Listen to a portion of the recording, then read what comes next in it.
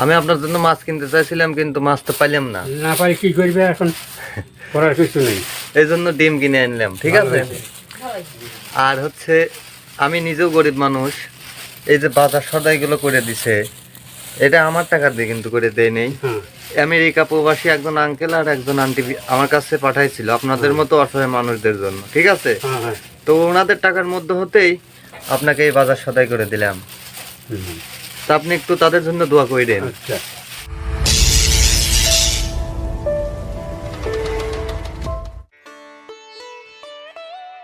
অল্প অল্প করে জীবনের গল্প ঘরে ঘরে সাজানো তো থাকবেই, কখনো কান্না, কখনো হাসি, কখনো বা চলে ভালোবাসাবাসি। ব্যক্তি অসহায় তখন, ছেলে মেয়েরা অবহেলা করে যখন। জীবনের গল্পে আপন হয় পর, আর পর হয় আপন। হাইটে কি কোনো কাজ হয় না, কোনো কাজে বের হয়েছিলেন? না এই হাঁটে খালি বসে আছে, এখন বসে আছে বাড়িতে। কেন, আপনার স্ত্রী নাই? না, মারা গেছে? মারা গেছে 1.5 বছর। আমি বাসায় যাব, বুঝছেন, আমার কাছে টাকা নাই। আপনি যদি দয়া করে আমাকে 10টা টাকা দিতেন তাহলে বাড়ি পৌঁছাতে পারতেন। বাবা এই টাকা পয়সা পাবো কোনে, কাম করে পাই না 10 বছর। তো আপনার এই যে তফিল নাকি, এই মোবাইল রয়েছে, শুধু মোবাইলই? হ্যাঁ শুধু মোবাইল। একটু খুলে দেখানো যাবে কি কি ওইটা? মোবাইল? হ্যাঁ মোবাইল নাকি ওইটা একটু দেখানো যাবে? হ্যাঁ মোবাইল। মোবাইল দেখি কি মোবাইল। মোবাইল ওইখানে রাখেন? আচ্ছা আচ্ছা, বাহ, মোবাইলটা অনেক সুন্দর। আমি তো ভাবছি আপনার ওইখানে অনেক টাকা পয়সা আছে। আমার কাছে টাকা টিকিট নাই বাবা রে, আমি 3.5 নিয়ে লোন বসে খাইতেছি। সে তো দেখলামই টাকা নাই, তারপরেও আপনার এলাকা না এটা? এলাকা তো এলাকা হলে আমাকে টাকা দেয়। 10 টাকা ভাগ করতে পারবেন না? সত্যি পারবেন না? না রে বাবা, একটু ভাবে দেখেন, যদি কারোর থেকে টান দিয়েও না দেওয়া যায়। আমি তো কারোর থেকে চাইতে পারতেছি না। আমাকে টাকা টিকিট দিবি না, আমি কান দিবে পাইনি বাবা।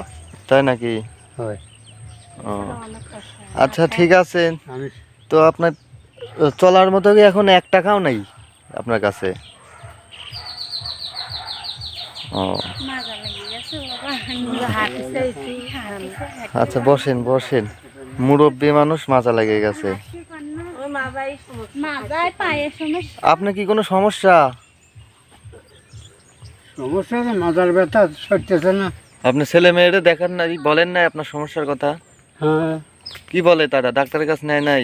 ডাক্তারের কাছে তারা এলেনি, আমি পাক পেতে পারছি, তাই ওষুধ পাচ্ছি আনি খাই, জোগাড় পালি যখন আনি, না পালি না আনি।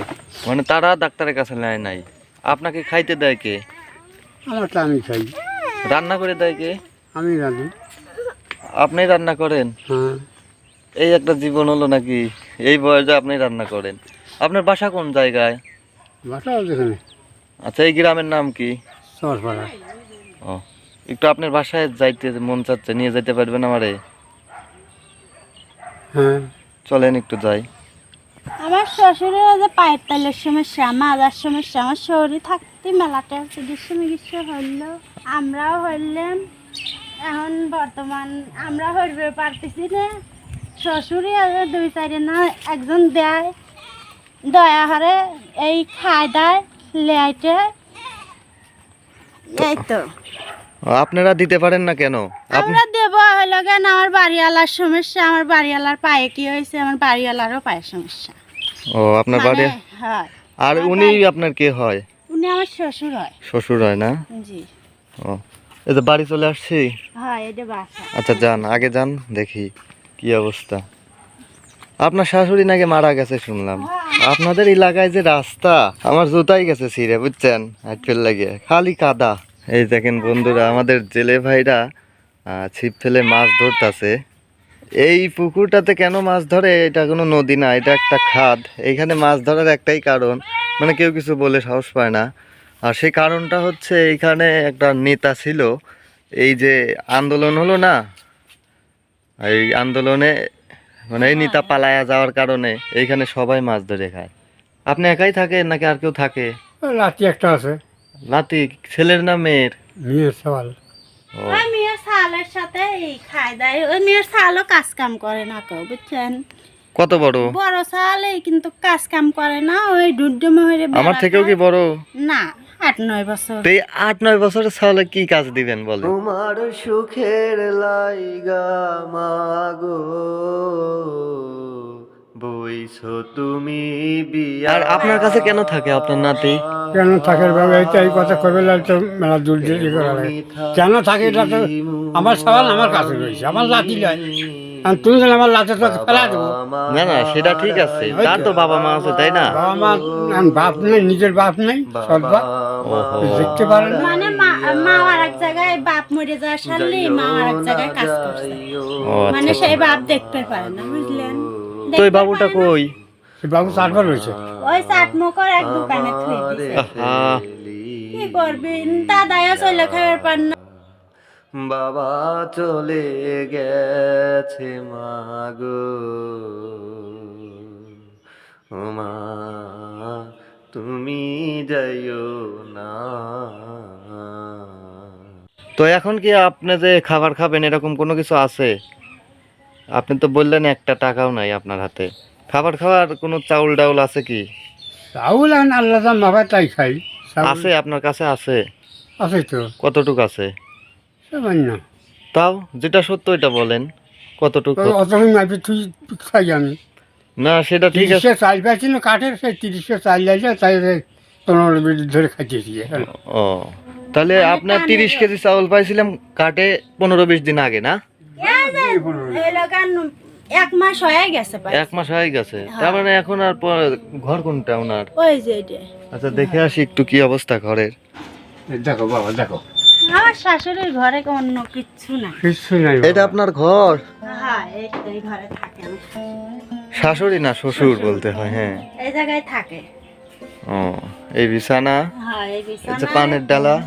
এই যে পান খায়। আচ্ছা বুড়িমা তো 1.5 বছর আগেই মৃত্যুবরণ করেছে না? জি জি।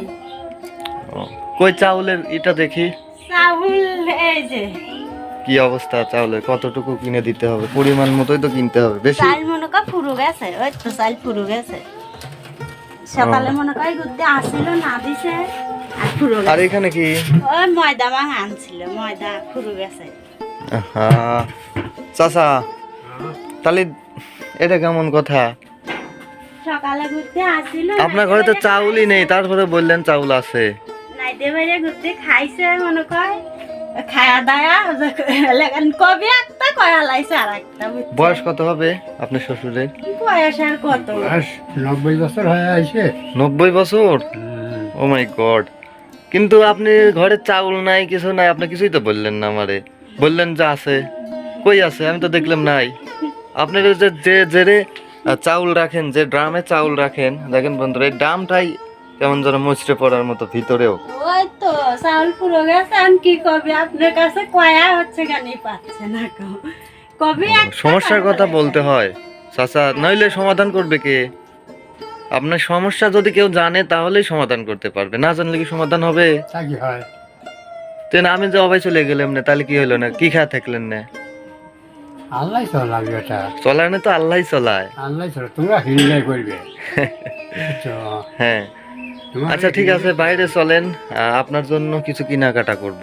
আমি নামাজ পড়বো বাবা। হ্যাঁ আমিও নামাজ আদায় করব, অবশ্যই। আপনি নামাজ কোথায় আদায় করেন? আমি এখানে ঘরে বসি, আচ্ছা একসাথে আদায় করি, সমস্যা? কোনো সমস্যা নাই। আচ্ছা চলে নজরটা সেরে নিই। আর আপনারাও নামাজ আদায় করেন। আমরা তো নামাজ আদায় করবোই, নামাজ ছাড়া কি মানুষ আছে? হ্যাঁ আমিও নামাজ আদায় করি, আর নামাজ প্রত্যেকটা মুসলমানদের জন্য ফরজ। তাহলে দেখেন আপনার জন্য কিছু বাজার করে আনা হয়েছে, 25 কেজির 1 বস্তা চাউল আছে। আর এই কাঁচা বাজারগুলো এদিক দেখান তো কি আছে, খোলেন, খুলে ফেলান, সবাইকে দেখান। আপনার তো কিছুই ছিল না খাবার জন্য, এখন আপনার কি কি হলো একটু বলেন, সবাইকে কি কি পেলেন? বলতেছিল হ্যাঁ একটা হলো ধুনে, আচ্ছা 20 কচু, আচ্ছা আলু, আচ্ছা কাঁচামরিচ, পেঁয়াজ, পেঁয়াজও আছে, পেঁয়াজ। হ্যাঁ হ্যাঁ এই তো। হ্যাঁ, আরো এই ব্যাগে আর এই ব্যাগে আছে আমি তো চাইছিলাম আপনার জন্য মাছ কিনবো বুঝছেন। ডিম আছে 1 লিটার, ডাইল আছে 1/2 কেজি। হ্যাঁ হ্যাঁ, হ্যাঁ, আমি আপনার জন্য মাছ কিনতে চাইছিলাম কিন্তু মাছ তো পাইলাম না, না পারি কি করবে এখন, করার কিছু নেই। এই জন্য ডিম কিনে আনলাম, ঠিক আছে।